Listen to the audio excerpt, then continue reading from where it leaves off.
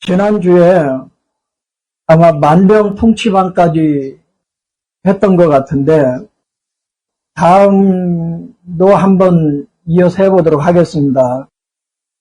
반신불수 편인데요. 이 반신불수는 특징이 침을 많이 넣을수록 치료가 잘 된다는 거예요.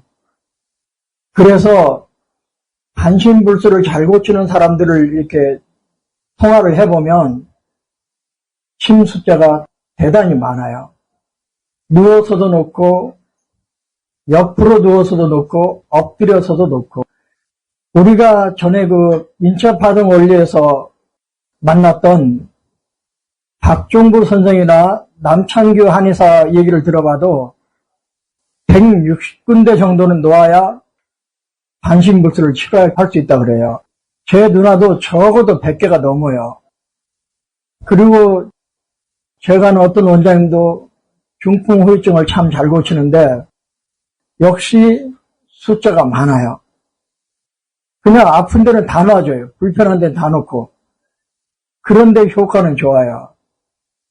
그런데 반신불수에서 제가 다룬 내용들은 그 어떤 침구 서적에서도 쉽게 발견하기 어려운 내용들이 들어있어요. 그러니까 책을 보시면 좋겠고요. 아무리 제가 이 자리에서 자세히 설명해도 책보다 더 잘할 수는 없어요.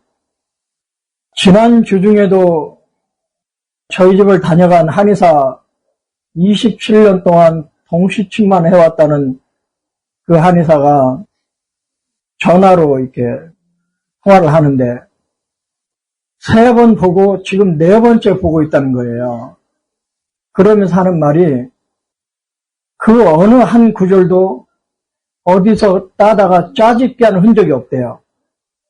동시침의 원리를 깊게 이해하고 거기서 자기 나름의 그 독창적인 관점으로 동시침법을 풀어낸 책이라고 또 감탄을 하고 있더라고요. 그런데 제가 반신불수 편에서 여러분들에게 말씀드리고 싶은 첫 번째는 언어 장애와 관계된 거예요. 중풍이 오면 왼쪽으로 오는 중풍은 언어 문제가 심각하지가 않는데 오른쪽 팔다리로 오는 중풍은 언어 장애가 상당히 심각해요.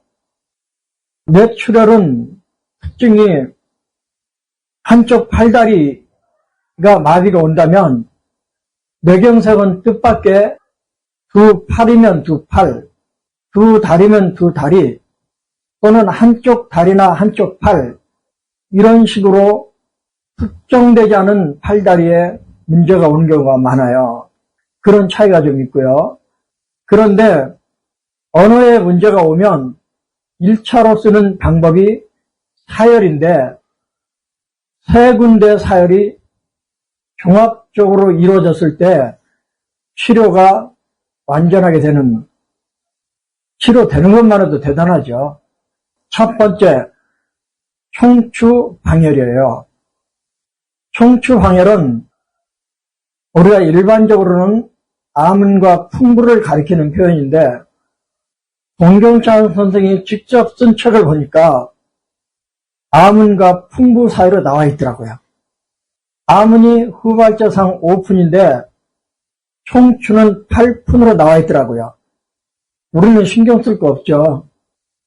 잘 보면 암은과 풍부 사이에 구멍이 하나 나오긴 하더라고요. 그래도 그냥 외우등기 아래서부터 후발자까지 목 뒷덜미를 쥐고 기육을 쥐고 때리면 되는데 특징이 돌처럼 단단한 사람은 효과가 좋고 물렁물렁한 사람은 해도 별 소용이 없더라. 이렇게 나와 있어요. 여기에 하면 암은 풍부가 1, 2경추 높이기 때문에 입술이나 혀를 움직이는 그런 신경과 연관이 되어 있어요. 두 번째 사열점은 금진오객이라는 사열점이에요. 혀를 들어 올리면 혀를 내밀자마자 혀를 손수건으로 잡고 코 쪽으로 들어 올리면 혀 아래에 설화정맥이라는 시커먼 정맥이 보이는데 이게 시커멓지 않으면 해도 별 소용이 없고 뜻밖의 아주 드물게 이 정맥이 드러나지 않는 사람도 있다 그러더라고요.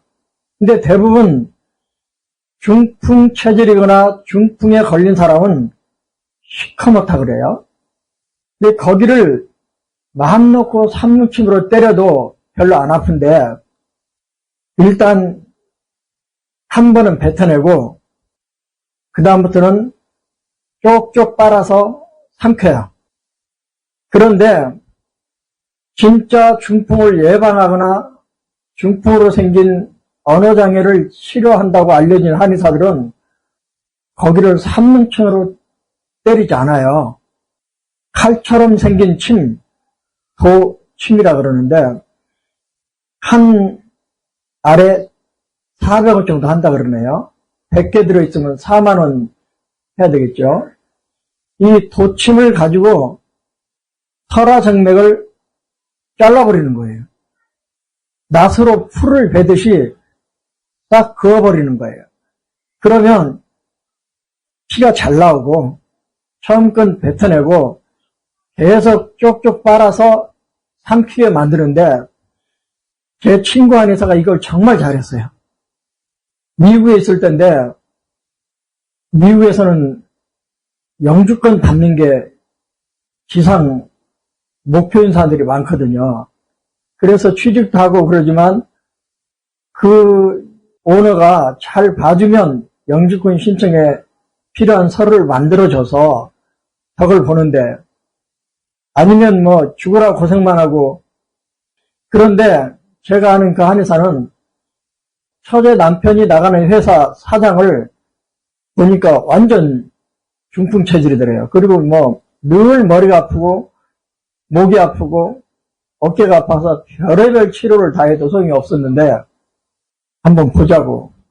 그래고 혀를 들어올려서 싹 그어줬더니 그 한 번의 모든 증상이 그 자리에서 사라져버린 거예요. 그래가지고 그 사장이 마음이 감동해져서 내가 뭘로 이 은혜를 갚으면 좋겠냐 그래서 뭐 은혜까지는 없고 내 동서 그 영주권이나 좀 어떻게 해달라고. 그래가지고 그분이 영주권을 받게 됐어요. 근데 그분이 설화정맥 사열을 아주 잘해요. 근데 저를 가르쳐주고 싶어도 제가 눈을 못 봐서 못 가르쳐줬다 그러더라고요. 그런데 술 좋아하고 여자 좋아하고 고기 좋아하는 사람들은 중풍 올 확률이 높으니까 혀를 들어올리고 보면 새카맣대요. 그리고 늘 머리가 아파서 어떤 치료제도 안 듣고 늘 목 뻣뻣 어깨 뻣뻣해서 괴로워 죽겠다는 사람 이거 하면 그냥 끝은 안 돼요. 그리고 아주 오래된 구안와서도 이걸 했더니 그냥 돌아온 케이스도 있다 그러더라고요. 그 자리에서 혀가 편해지고요. 총추 방울도 마찬가지예요. 사열한 다음에 말을 시켜보면 그 자리에서 말이 편해져요. 세 번째, 우리 언어라고 하는 거는 혀가 움직여서 이루어지는 게 아니에요.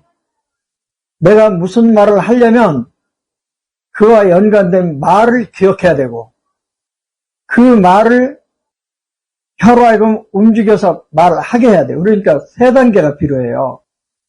그 언어를 기억하고 있는 언어를 말하게 하고 이런 단계에서 두침요법에서도 언어와 관계된 자침 자리는 세 군데가 나와요.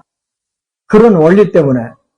그런데 이 세 번째 사열점이 어디냐면 1, 2, 3중이에요. 1, 2, 3중은 구어 선상에 있는데 외가상 3촌, 5촌, 7촌이에요. 제가 구어 선상이란 말을 가끔 강조를 해요.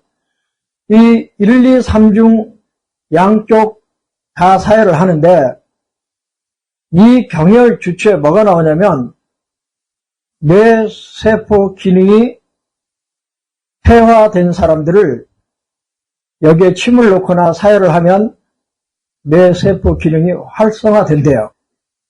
그러니까 뇌경색, 뇌출혈, 뇌성 마비 이런 등등의 뇌질환으로 인해서 어떤 문제가 생기면 1차로 쓰는 자리가 1, 2, 3중이에요. 2차로 쓰는 자리가 정근, 정종, 정사예요. 그런데 정근, 정종, 정사는 침다리고 1, 2, 3중은 침을 놔도 되지만 사혈이에요. 근데 어느 날 뇌경색 후유증으로 말이 좀 어눌한 분이 오셔서 자기가 지금 무슨 말인가를 해야 되는데 그 말이 잘 안 떠오른다는 거 얼른. 아, 이럴 때 쓰라는 뜻이구나. 그리고 3중을 사혈한 게 아니고 침을 놓았어요. 양쪽 다. 그런데 신기하게도 그게 좋아지더라고요. 그래서 뇌경색으로 오른쪽 손이 불편하고 언어장애가 있는 그분은 이 세 가지 자리에 치료를 해서 완전 좋아졌어요. 그리고 손이 불편했던 거는 동시침에서는 사봉혈이 중풍치료혈이에요. 사봉혈은 팔사혈이라 그랬어요. 중수지절 관절에 있는 그 사봉혈에 침을 놓으면 차삼혈도 마찬가지예요. 중풍으로 인한 수각불영화를 쓴다고 나와 있어요. 이 수각불영화라는 말은 손가락, 발가락을 움직이는 게 원활하지 못하다는 뜻이 들어있지만 그보다도 주관절을 마음대로 못 움직이잖아요. 완관절도 이렇게 웅크리고 있잖아요. 무릎도 제대로 못 펴요. 발목도 약간 4번 된 것처럼 불편하게 걷거든요. 팔다리 관절이 움직일 때 원활하지 못한 모든 증상을 치료하는 1번 특효열이 팔사혈이에요. 그래서 제가 손에서 모든 병을 치료할 수 있다고 할 때 끌어들인 원리가 중풍치료예요. 중풍을 치료할 수 있으면 이 세상 모든 병 다 고칠 수 있는 거예요. 중풍은 상중하초의 병이면서 인체 전면, 측면, 후면의 병이면서 운동신경, 지각신경, 자율신경의 문제를 가진 종합적인 병이잖아요.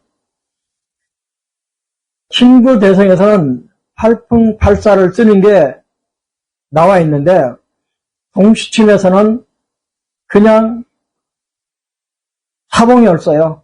그런데 제가 책에다가 그렇게 써놨어요. 손을 펴는 게 안 되는 사람, 웅크리고 있는 사람, 주먹을 쥐고 있는 사람은 중수지절 관절 사이에 있는 사봉으로 가고 손이 늘어져서 쥐는 게 안 되는 사람, 그러면 차삼으로 가라. 이런 내용도 써놨어요. 중풍과 관계돼서는 책이 너무나 잘 되어 있으니까 보시면 좋겠습니다. 그 다음 오침과 족해혈. 침을 잘못 놨거나 침 부작용이 났을 때 이를 해결하는 명혈이 하나 나와요. 동시침에서. 물론 손에 있는 소부혈도 같은 효과가 있어요.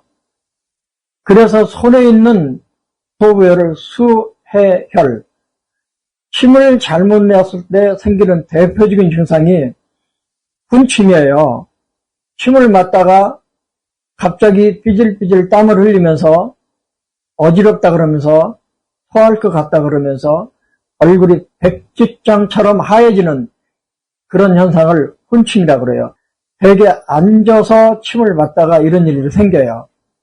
그런데 그때 쓰는 유명한 처방이 양쪽 소부혈 자침이었어요. 또 하나 양쪽 족선이 자침이었어요. 그런데 이 자침 깊이가 깊은 게 아니에요. 그냥 결피 정도만 해도 되는 거예요. 그런데 동시침에서 족해열을 훈침의 명결로 내놨어요. 이 족해열이 어디냐면 무릎 만져보세요.